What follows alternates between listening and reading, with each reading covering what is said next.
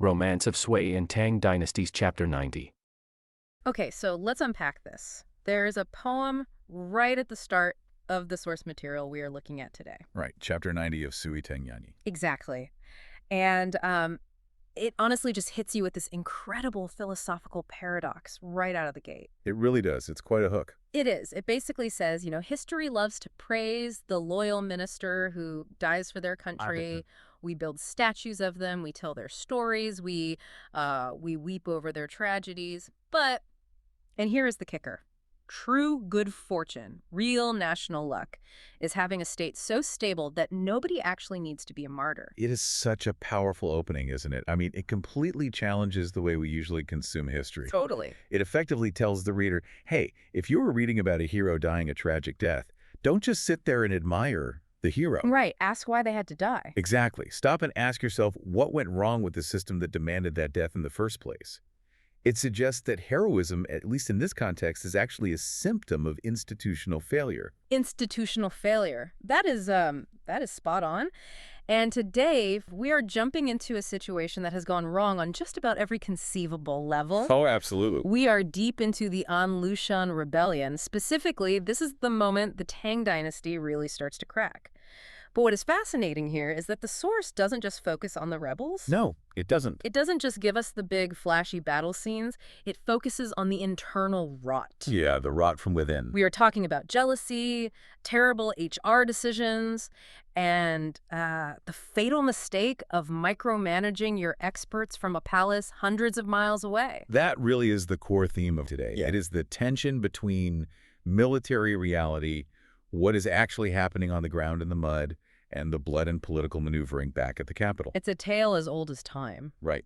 We have the iron cavalry of the rebels on one side, and on the other, we have an emperor who is starting to believe what he wants to hear rather than what he needs to hear. Yeah. This isn't just a war story. It is really a case study in how a great organization destroys itself from the inside out. So let's set the scene for everyone. The rebellion is kicking off. Things are getting incredibly tense. The emperor, Xuanzong, realizes he is in deep trouble. Very deep trouble. So he recalls two brothers, Qin Guomo and Qin Gezhen, to the capital to get their advice.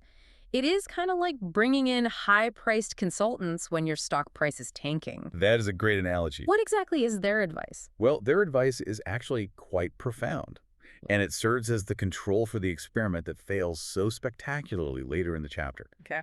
They tell the emperor two main things. First, be cautious with force. Don't just throw bodies at the problem hoping it goes away. Makes sense. But second, and this is the most crucial part, they quote an old military maxim to him. They say, outside the threshold, the general decides. Outside the threshold, meaning once the general literally leaves the palace doors, the emperor needs to just shut up and let them do their job. Precisely. It is the concept of operational autonomy.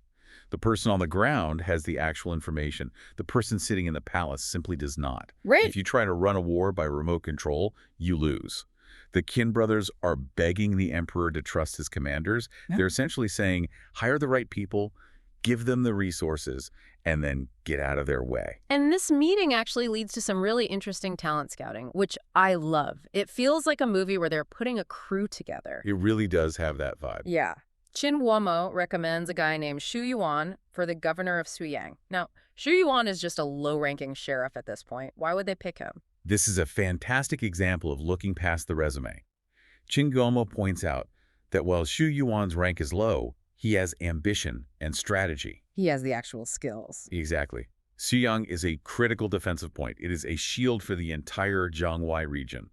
They needed someone who wouldn't just follow the administrative manual, but would actually fight and hold the line. And it pays off. It does. It is a brilliant appointment that pays huge dividends later in the history books.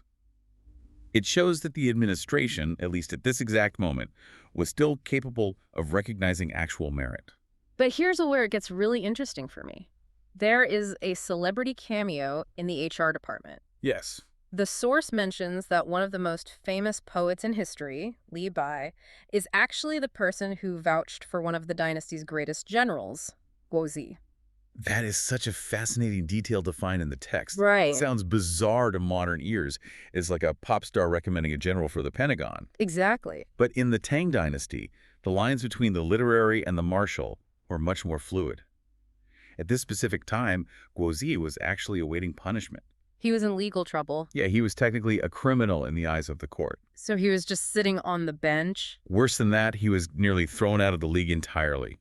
But Li Bai had recommended him, saying he had the talent to be a fortress for the nation. Because of that endorsement from a poet, and frankly the desperate times they were in, the emperor pardons him and promotes him to Shufang Jidushi. Which is a massive military commissioner role. A huge command, yes. Imagine that. You are waiting for a prison sentence, and suddenly you are handed a massive army because a poet liked your style. It is incredible. It really shows that the system could work. They were finding talent in unexpected places. But then Yes. we get to the bad appointment, the one that arguably dooms the entire initial defense.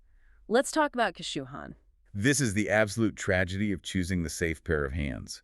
Geshu Han had a huge reputation. He was a known quantity. A big name. Right, so the emperor appoints him vice marshal with 100,000 troops to block the rebels.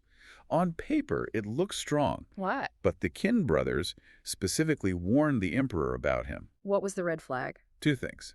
First, his personality. He was known for being incredibly harsh and unforgiving with his soldiers. In a defensive war, where morale is everything, that is dangerous. Yeah, you need your guys to want to fight for you. Exactly. But secondly, and much more immediately, the man was sick. He was physically incapacitated. How sick are we talking here? He had suffered a stroke. He couldn't ride a horse. He could barely even walk. You are kidding. No, he was mostly managing things from his bed. And the emperor's reaction to this is just classic executive hubris. He basically says, I don't care if you are sick, work through it. Work through it for me. It is a complete refusal to accept biological reality. The emperor wants the brand name of Geshu Han on the marquee, regardless of whether the man can actually hold a sword. It sets the stage for a command vacuum right at the top. You have a leader who literally cannot lead. Exactly. So we have the pieces on the board. Now let's look at the action. The rebellion is moving fast, and Lu Shan captures Lingsheng, Chengyu, Xingyang. He is marching straight on Luoyang, the eastern capital. The situation is deteriorating rapidly. And this is where we meet General Feng Chongqing. And looking at the source descriptions, this fight just seems incredibly unfair. Unfair is a massive understatement. It is a mismatch of epic proportions. You really have to look at the composition of the armies here to understand it. Okay, lay it out for us. And Lu Shan has his iron cavalry. These are battle-hardened veterans. Heavy shock troops, armored horses. These are professional killers. And Feng Chongqing. He is trying to defend the path to the capital with what the source literally calls market idlers. Market idlers. So regular guys they just grabbed off the street. Exactly. Untrained, newly recruited civilians, merchants, laborers, maybe some local bureaucracy staff. Guys who have never seen combat. They have probably never held a spear in formation in their lives. Feng Chongqing is a very capable administrator, but he is trying to stop a tank division with a neighborhood watch. The source describes the Battle of Wulo, and it is brutal. The untrained troops see this massive iron cavalry charging at them, and they just panic. Well, panic is inevitable in that situation. You cannot drill discipline into a market idler overnight. Right. Feng Chongqing is defeated. He manages to regroup the survivors, amazingly, and he fights again. And he gets crushed again. It is not a lack of courage on his part. It is purely a lack of capability. which leads directly to the fall of Luoyang. And while the governor surrenders, we get this incredibly cinematic, chilling moment with three officials, Li Deng, Wu Yi, and Zhang Qing. Paint this picture for us. This brings us right back to that opening poem about loyal ministers. The city has fallen. These three men know they are going to die. There's no escape. None. But instead of fleeing or hiding, they put on their full formal ceremonial court robes. They walk into the main hall, sit in their official seats, and just wait. Just waiting for the rebels to kick down the doors. Waiting. And when Lu Shan's men finally drag them out, they don't beg. They don't plead for their lives. Not at all. They curse him. They scream insults at the rebels right up until the exact moment they are executed. Wow. It is a display of absolute defiance. It's meant to show that while the army collapsed, the spirit of the Tang administration hadn't. At least not yet. So, Luoyang is gone. Feng Chongqing, who has now lost 2 battles, retreats to Shanzhou. He meets up with another legendary general, Gao Xianzi. Yes. Now, this conversation between them feels like the true turning point of the military campaign. Feng is weeping. He is completely broken. But he has a plan. This is where we see true generalship. It takes courage to attack, but it takes even more courage to retreat when you know exactly how bad it is going to look politically back home. Right, because retreating looks like losing. Exactly. But Feng Changqing admits the hard truth to Gao Xianzi. Shanzu is indefensible.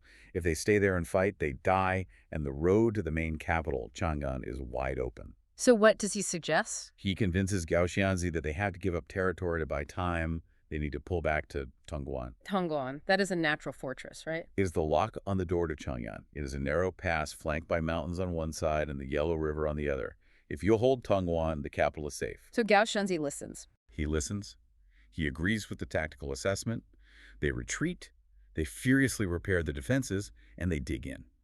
And the truly amazing thing is, it works. It actually works. The rebel army hits Tongguan and bounces right off. They actually repel the attack. So despite all the earlier disasters, these two generals have stabilized the front. They saved the capital.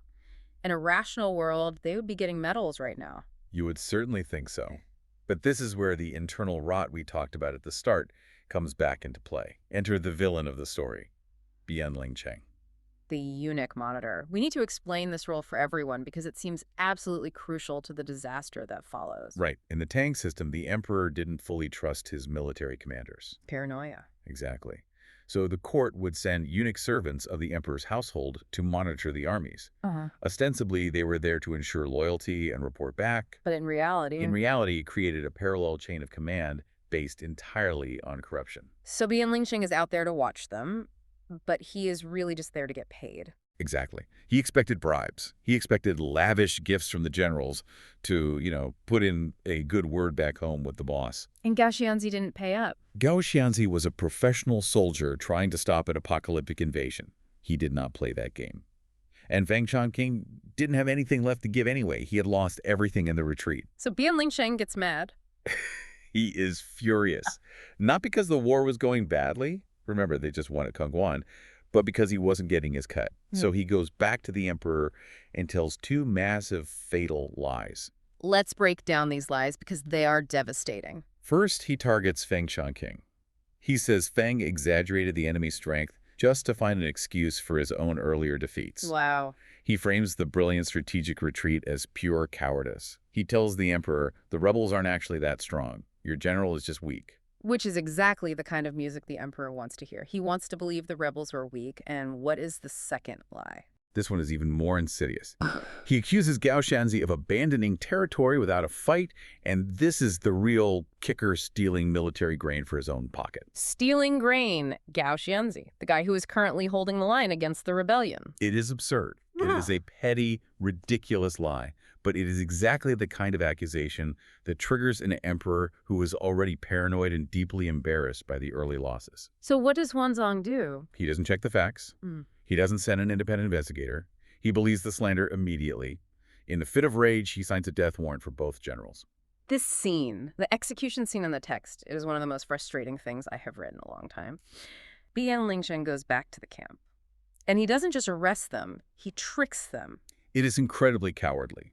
He calls a meeting, pretending it is just routine administrative business.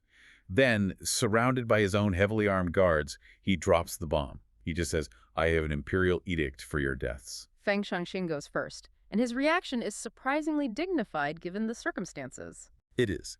Feng accepts the punishment for the earlier defeat. He says, defeat is a crime, I accept that.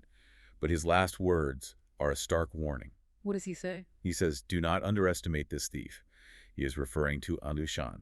Even with his very last breath, he is trying to warn the empire that the rebels are vastly stronger than the emperor thinks. He dies a pure loyalist. And then it's Gao Xianzi's turn, and he is not so accepting. No. Gao Xianzi is furious, and rightly so. He looks at the eunuch and says, I retreated when I met the enemy, and for that, fine, I accept death. But to say I stole military grain, that is a lie. He screams it. He screams that it is an injustice. He refuses to let that slander stand on his official record. And this is the moment that gave me literal chills when I was reading. The source describes the reaction of the soldiers in the camp, because these aren't just nameless stats on a page. These are the men Gao Xianzi has been leading when they hear he is about to be executed. The text says their cry shook the earth. Shook the earth. The entire army cries out in injustice. Yeah. It is a visceral, physical sound. It represents the breaking of the social contract. Yeah. These soldiers knew Gao was innocent. They knew he was the one who saved them at Tongguan. And now they are forced to watch their emperor via this completely corrupt eunuch kill the only man capable of saving the dynasty. It connects back to that opening theme so perfectly.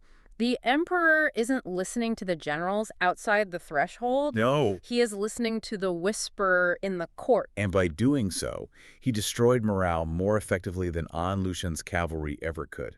Think about it. Why fight for a leader who kills his best defenders based on a blatant lie? You wouldn't.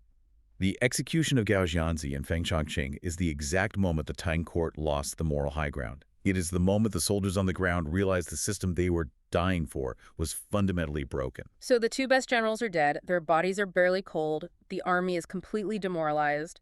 Who does the emperor put in charge of this absolute mess? Remember the man we mentioned earlier, the sick one? Oh no, Geshu Han. Yes. Geshu Han, arriving at the camp to take command. He is given the remaining troops, plus reinforcements. It comes out to about 200,000 men in total.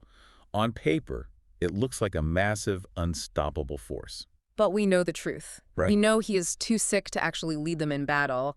And we know the army he is inheriting has just watched their beloved commander get murdered by the state. Exactly. Yeah. It is a recipe for absolute disaster. The HR failure is now complete. You have a physically compromised leader, a deeply demoralized workforce, and an upper management that punishes competence while rewarding sycophancy. It is a tragedy. It really is. You watch this empire crumble not because the enemy was invincible. I mean, remember, they stopped them at Tongguan. Right, they proved they could hold the line. But because the internal system just ate itself alive. The An Lushan Rebellion. If you follow Chinese history, and I know most of you listening do, that phrase alone probably conjures up some very specific images. Oh, definitely. You know, Emperor Xuanzang fleeing the capital, the whole tragic romance of Yang Guifei, the absolute disintegration of the Tang dynasty's golden age. It's basically the standard highlight reel. It is. And it's usually framed as this grand story of imperial failure. The focus is almost always on the top of the pyramid collapsing. Right, the macro level. We are zooming in on the ground level, which really flips the script. It completely changes the perspective. Because while the generals were running and the emperor was panicking, the only thing standing between the rebels and total domination wasn't some seasoned warlord. It was a couple of bureaucrats. Yeah, specifically two cousins, Yan King and Yan King. The scholar generals. And what I really love about this is how it challenges that stereotype we see so often in history. You know, the idea that the scholar is just a paper pusher who saints at the sight of blood. Exactly. These guys were vastly underestimated by their enemies, and they absolutely weaponized that assumption. We want to explore how they pulled this off using the source material. We're looking at administrative camouflage, psychological warfare, and honestly, the kind of sheer grit you usually only see in survival thrillers. It really reads like one. So let's start with Yan King. He's the governor of Pingguan Commandery when the rebellion breaks out. Right. But An Lushan, the rebel leader who is sweeping across the nation, doesn't even bother securing Pingguan. He completely bypasses it. Which seems crazy. Why would he do that? Because of who Yan King was, or rather, who An Lushan thought he was. Zheng King was a descendant of Yan Hui. The favorite disciple of Confucius. Yeah, the very same. Also known as Fuxing. So Zheng King was known for his calligraphy, his deep scholarship, his ethics. To a massive military powerhouse like An Lushan, Zheng King was just a bookworm. A total non-threat. Right. A guy who writes poems, not a guy who leads armies. But that was a massive miscalculation, because the source text shows that Zenki wasn't just reading the classics. He was reading the room. He actually saw this rebellion coming way before the first arrow was ever fired. He did. He saw the warning signs with An Lushan's growing power. But, and this is where it gets really tricky in the Tang system, a local governor couldn't just start raising an army. Right, you can't just throw up a recruitment banner. Exactly. If Zheng King had started drilling troops or stockpiling weapons openly, An Lushan, who had massive influence at court even before he revolted, would have easily had him removed or executed for treason. So Zenking had to prepare for a war without looking like he was preparing for a war. This is where his brilliance as an administrator really shines. He used the bureaucracy against itself. He looked at the calendar and basically said, oh, look, The rainy season is coming. We need to prevent flooding. Ah, the classic infrastructure excuse. It's perfect, isn't it? He ordered the city walls repaired and the moats deepened. Just standard civic duties. Exactly. To any outside observer or any spy, it just looked like a diligent civil servant doing his boring job. Nothing to see here, just flood prevention. But in reality, he was fortifying the entire city against a siege. But what about the manpower? You can't exactly hide a few thousand soldiers under a flood prevention budget. He got creative there, too. He quietly identified all the able-bodied men in the district, likely under the guise of a census or labor levy, and he started stockpiling grain in secret. Wow. Yeah, he created a shadow army right under the nose of the impending rebellion. So when the rebellion finally kicks off, An Lushan sweeps through Henan, captures the eastern capital, and he's feeling absolutely unstoppable. And to cement that fear, he tries a terror tactic. A very grim one. He captures 3 loyal officials, Li Deng, Lu Yi, and Jiang King men, who had flat out refused to surrender. Right. And he executes them. Then he sends their severed heads on a tour of the Hebei region to scare everyone into submission. He sends a messenger, a guy named Duan Ziguang, to Tongguan with these heads. The message being pretty clear. Surrender or this is your future. Exactly. And this is the moment the bookworm mask finally falls off. Yeah. Because I think most governors would have panicked. I mean, seeing the severed heads of your colleagues is a potent psychological weapon. Oh, terrifying. But Yan Zhenking flips the psychological warfare right back on them. He doesn't cower at all. He arrests the messenger immediately. Just grabs Guan Ziguang. Right. And he doesn't just execute him in a standard way. He orders him to be bisected at the waist right on the city wall. Waist chopped. That is a very specific and very public way to go. It's not just a killing. It's a statement. It is a definitive burning of the bridge. Bisection was a brutal, brutal punishment. By doing that publicly, he was telling his people and the rebels that there is no negotiation. We are all in. But then he does something else that I think really defines his leadership style. He takes the heads of those 3 officials, Li Deng, Lu Yi, and Jiang King, which were meant to terrify his city, and he completely changes the narrative. He treats them as martyrs. Yeah. The text details how he constructed bodies out of grass and reeds, attached the actual heads to them, and held a full, formal funeral with deep mourning rites. He genuinely wept for them. That is such a smart pivot. He took a symbol of fear and turned it into a symbol of righteous anger. And it galvanized the entire region. The source says he recruited over 10,000 troops basically overnight. It broke the spell of An Lushan's invincibility. Right, because other officials who were wavering, guys like Jia Zai and Mu Ning, they saw this scholar standing tall and thought, okay, maybe we can actually fight back. They even started killing rebel appointees in neighboring areas. It was a massive morale boost. And it even surprised the emperor. I love that detail. It's great. Emperor Xuanzong is getting nothing but catastrophic news in the capital, and then he hears that Tongguan is holding out. And his reaction is just priceless. He literally says, I don't even know what Yan Zhenking looks like, but he is capable of this. It just emphasizes how far off the radar Zhenking was. He was a complete nobody in the grand scheme of the imperial court until he became the only somebody who mattered. So you have Zhenking holding down the fort in Tongguan with this masterclass in psychological warfare. But he wasn't the only Yan fighting. Let's shift to his cousin in the neighboring commandery, Yan Gaoqing. He was in an even tighter spot. Gaoqing's situation was much more precarious. Zhenking had time to prepare with his whole rainy season ruse. Gaoqing didn't. He was the governor of Changshan Commandery, which was right in the direct path of the rebel advance. He didn't have the troops to resist initially. Not at all. So if Zhenking is the strategist, Gaoqing had to become the actor. He had to go deep undercover. When the rebel forces arrived, Gaoqing surrendered. He played the part of the submissive, terrified official perfectly. And Lushan was actually so pleased that he gifted Gaoqing a purple robe and a gold belt. That has to be skin-crawling.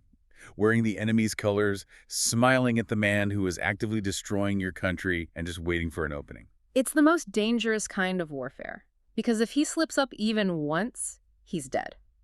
But that fake surrender bought him the one thing he desperately needed, which was time and access. Right. He used his new trusted position to open a secret communication line with his cousin Zhenking.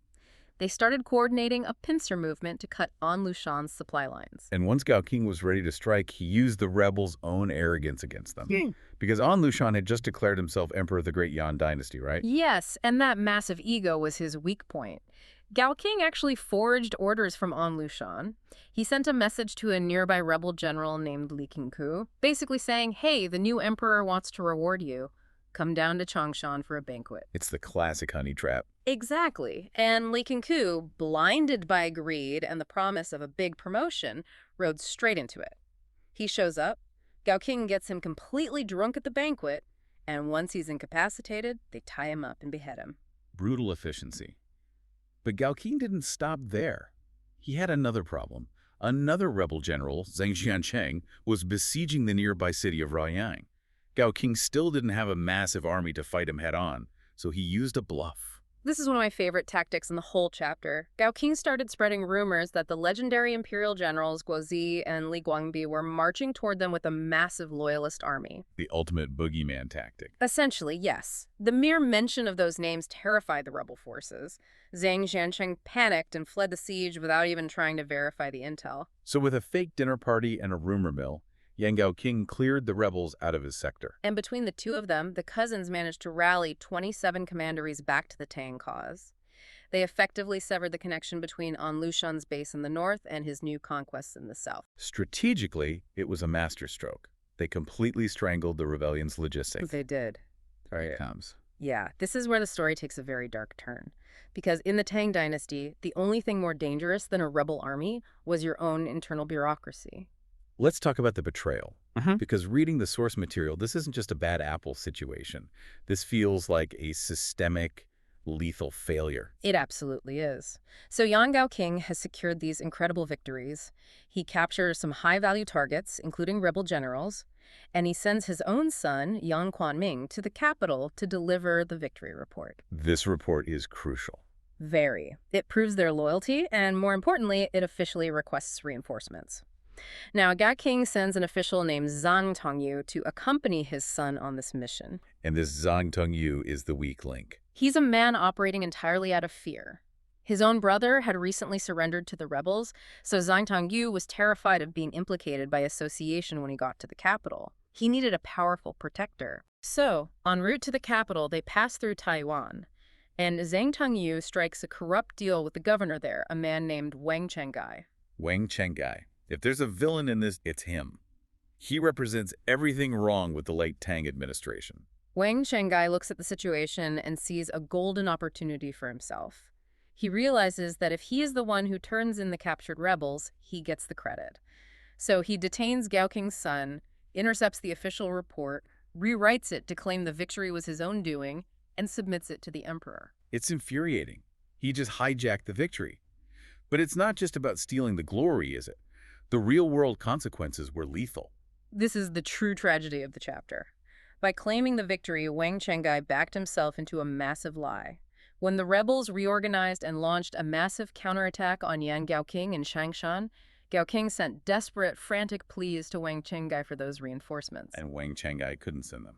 He wouldn't. I mean, think about the logic of his lie. If he sends troops to save Gao King, the emperor or the prime minister might ask, wait, why does the guy who supposedly won the battle need saving by the guy who supposedly commanded it? Or worse, if Gao King survives, he arrives at court and exposes the whole fraud. Exactly. So Wang Chengi made a calculated, cold-blooded decision. Yang Gao King had to die. Wow. He deliberately left a loyal ally to be slaughtered just to cover up his own paperwork. It's a stark reminder that while the Yan cousins were fighting a literal war of survival, men like Wang Chengai were just playing office politics with human lives. And the result was the fall of Changshan. The rebel general Shi Siming laid siege to the city. Gao King held out as long as he humanly could. Days of bitter fighting, running out of food, running out of arrows. But without help, the city finally fell. Gao King and his remaining officers, like Yuan Luqian, were captured and dragged before An Lushan. The confrontation that follows is legendary in Chinese history. It is the moment of ultimate defiance. And Lushan tries to guilt him. He actually says, I promoted you. I gave you that purple robe and gold belt. Why did you betray me? He's trying to frame Gaoqin as the ungrateful traitor. Which is incredibly rich coming from the guy who was actively trying to overthrow the emperor. Gaoqin doesn't let that slide for a second. He looks him right in the eye and says, I am a subject of the Tang dynasty. I will not follow a rebel. He completely rejects An Lushan's legitimacy, and then he starts cursing him out. And he doesn't stop. The text gets very graphic here about the torture. It does. And Lushan is so enraged by the insults that he orders Gaoqin bound to a bridge and he orders his tongue cut out. It's horrific. Yeah. But the text says even that didn't stop him. No, it didn't. Even with his tongue removed, Gaoqin continued to make defiant noises, literally spitting blood at the rebels until they finally executed him alongside his allies. It's a gruesome end, but it solidified his legacy as a true martyr. He refused to give An Lushan the satisfaction of silence. It's really heavy. And reading it, it makes you wonder about justice. Did Wang Changji, the architect of this whole disaster, ever pay for it? Not immediately. The wheels of justice during a massive rebellion turned very slowly. But eventually, yes. Okay, good. Years later, Yanzheng King, who survived, officially petitioned the new emperor, Sezong. The truth finally came out. Wang Chengye was executed for other crimes eventually, and Zheng Tongyu was actually beaten to death by imperial order for his betrayal. And what about Gao Qing's son, Guanming, the one who was detained? Yang Quanming survived. He actually spent years searching the battlefields for his father's body. He eventually found it, along with the remains of the loyal staff, and gave them a proper burial. He even ransomed 300 family members. It's a real testament to the family's resilience. Managed to close that circle. But let's zoom back out to the war itself. Gao Qin is dead. Shen King is still in Pingnuan, and he hears the news of his cousin's death. He's devastated, obviously, but he doesn't fold. If anything, he fights harder. But he realizes he needs a new strategy. He can't just sit behind his walls forever. And this is where we get a glimmer of hope in the source text in the form of a new character, Li Yi. Who is, surprisingly, a 20-year-old kid. A total prodigy. In a world dominated by old generals and entrenched, stubborn bureaucrats, this young strategist walks into Zheng King's camp with a very bold plan. Right. Li Yi argues that they need to stop playing defense. He proposes an offensive strike on Wei Commandery to open a clear path for the main imperial army to advance. And Zheng King actually listens to him. That's a quality we haven't talked about enough today, his humility. Zheng King is a high-ranking governor, a famous scholar, but he's willing to take tactical advice from a 20-year-old because he recognizes a good idea when he hears one. And the plan works perfectly. They attack and defeat the rebel governor of Wei Commandery. But then we see the ultimate contrast to the villainous Wang Chengai. Right, another imperial general, Helan Jinming, arrives with reinforcements. Now, Zheng King and his local militia did all the heavy lifting to clear that path, but when it came time to report the victory, Zheng King gave the credit to Helan Jinming. all of it.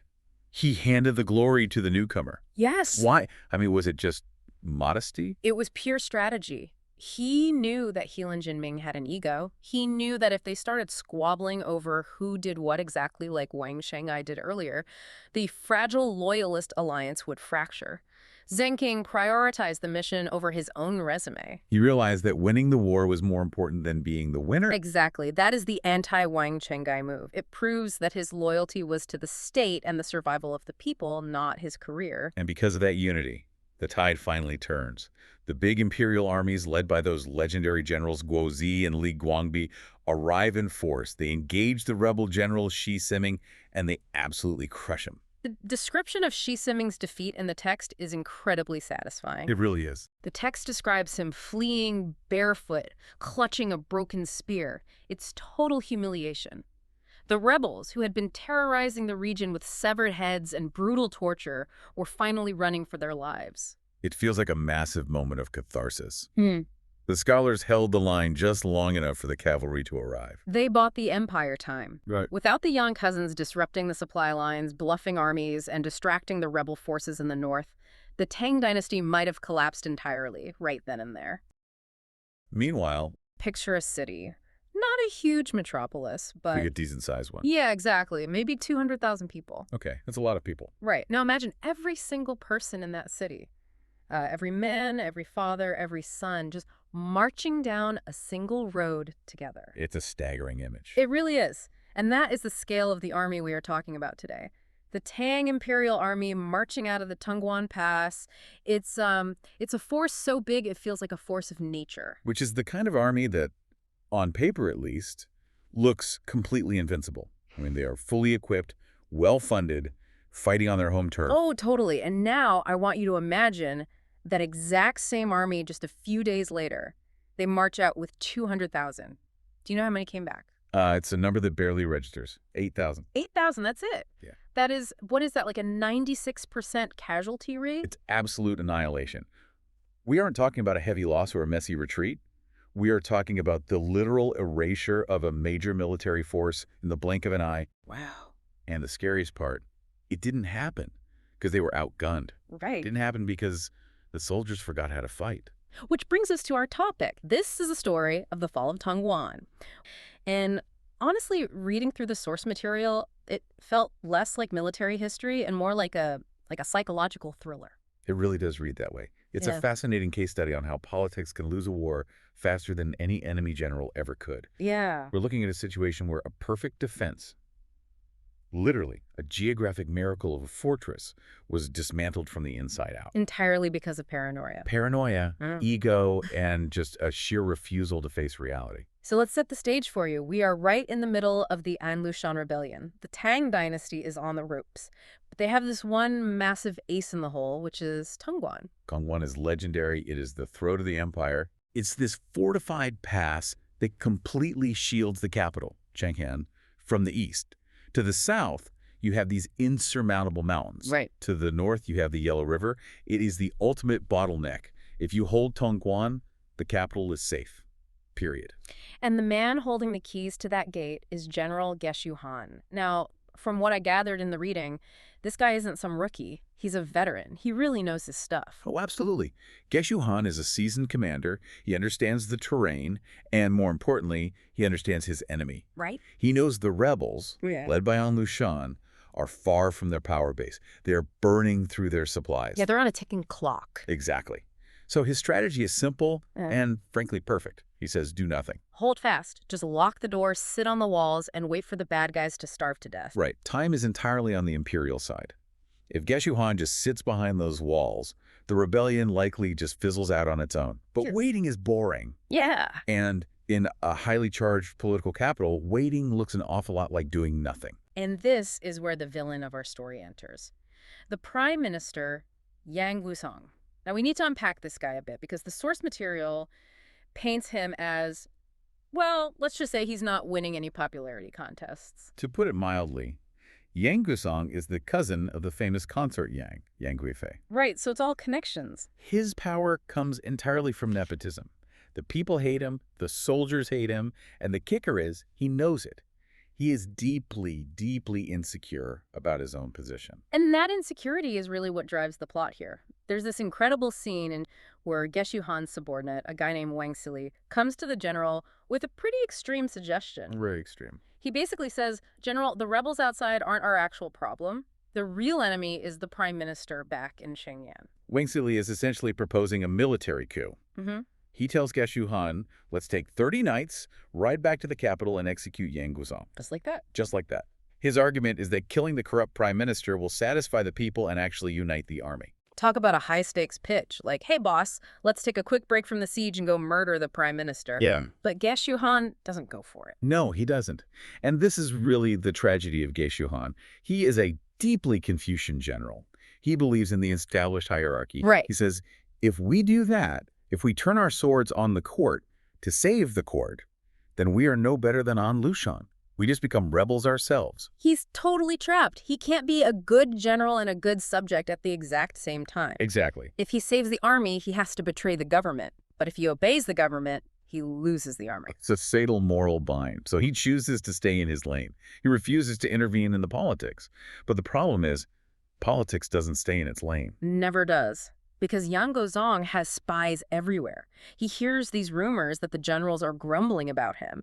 And this leads to this twisted logic that I found so frustrating to read. Oh, it's maddening. Yang Gozong decides that the army sitting safely at Tongguan is actually a direct threat to him. It's classic political paranoia. He thinks they are sitting there with all these weapons, getting bored. Yeah. Eventually, they're going to turn around and march on me. Right. So, for Yang Gozong to feel safe, the army needs to be busy. He needs them fighting the rebels so they don't have the energy or time to fight him. It's insane. He wants to risk the safety of the entire empire just to keep his own generals occupied. That is the raw power of self-preservation. And unfortunately for everyone, the rebels hand him the perfect excuse on a silver platter. Right. Enter the rebel general, Yu. Now, this guy seems to know exactly who he's dealing with. He's stationed at Shan County nearby, and he starts playing these brilliant mind games.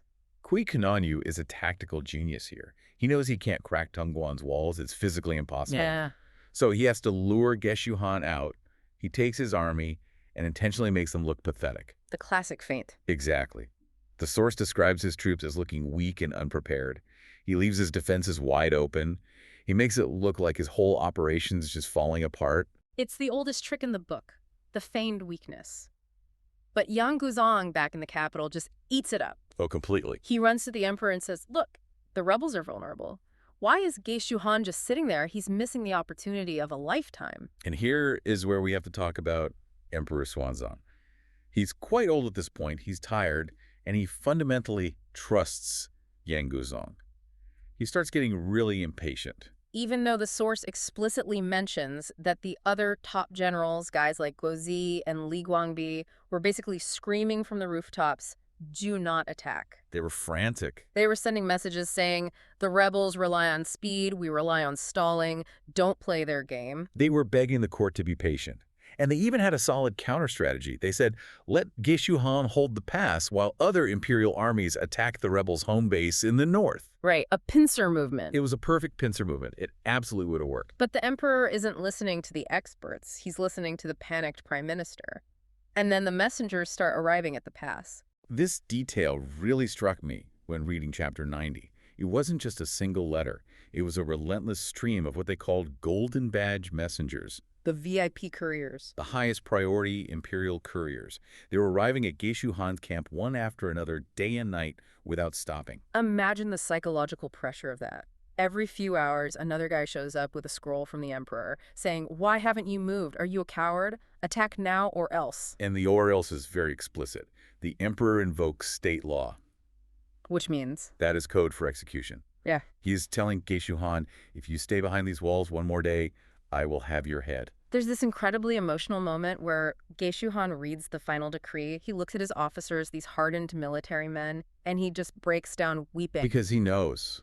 He knows with absolute certainty he is marching his men into a meat grinder. But he wipes his tears, puts on his helmet, and orders the march anyway. Politics has officially overridden strategy. So 200,000 men leave the safety of the fortress. They march out toward a place called Lingbao. And this brings us to the battle itself, because when they get there, the rebels, well, they really commit to the bit, don't they? Oh, fully. When the imperial army approaches, the rebels put on a show. They start dropping their flags, throwing away their spears, and running around in circles like headless chickens. And the imperial troops actually fall for it. They do, but you have to remember the psychology here. These soldiers have been cooped up for a long time.